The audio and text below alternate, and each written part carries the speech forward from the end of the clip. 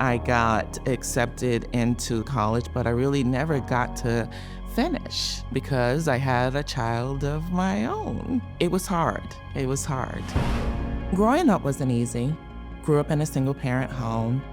My mother worked very, very hard to make sure that we had everything that we needed. It was me and my sister. I would pick her up from school, drop her off, make sure that the meals were prepared, and then go to school. I always knew that I wanted to be in an office setting. I didn't know how I was gonna get there, but I envisioned myself sitting behind a desk doing something extraordinary.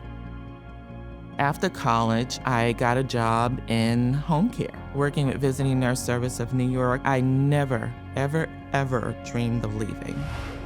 And then I had my twins. They were in early child intervention since they were 9 months because they weren't speaking. She didn't feel like they were hearing us the right way. She kept pushing and pushing. Like, no, something's wrong, something's wrong. Something has to be done. One of the women said, "Let me try something." She put her hand in front of her mouth and she gave them an instruction, and they just kept looking at her because they'd been reading her lips the whole time. And that's when we found out that they were deaf in both ears, both of them, not just one, but both. It was a hard pill to swallow. For a while, we were like, oh my God, why us? And then this little voice saying, why not you guys? Why not?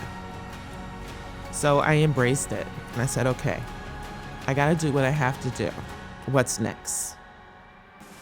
I heard about Fedcap through my actual boss that gave me my first job. She called me out of the blue and I said, no, I'm happy here.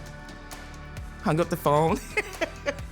She literally called me 4 times. And I said, nope. When she called me the 4th time, something in me just said, go. The day that I came for the interview, there was a gentleman who was in a blue uniform. It said Fedcap. He opened up the door for me, and at that point, I knew that he couldn't hear, so I signed good morning. He signed good morning. And at that moment, my belief in what was possible for my boys suddenly shifted. I knew that they could go to college. I knew that they could have a family of their own. I knew that they could buy a home. And I was like, I don't know what this Fedcap is, but I think I want to take the job. If Fedcap didn't do what it is that they do, I don't think that I would be working here. It connected me to my family to be able to help them in ways that I didn't even have the tools or the know-how to do. The power possible to me means opportunity, resilience, sustainability, ambition, drive, finding that passion in everything that you do. It was always, okay, so what's next? Okay, you did that, so what's next? And she always say, do not give up. And she always say, what you want to do, you do it. She also inspired me to make people laugh and have a really good time. She taught me to enjoy life.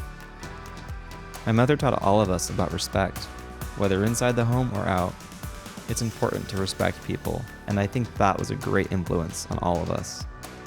Growing a family and growing a career, it's a blessing. It's not just Fedcap, it's the people in Fedcap. Just like someone at one time invested in me, I'm taking that same energy and investing in everybody else here, letting them know you can be anything you want to be. This is who we are.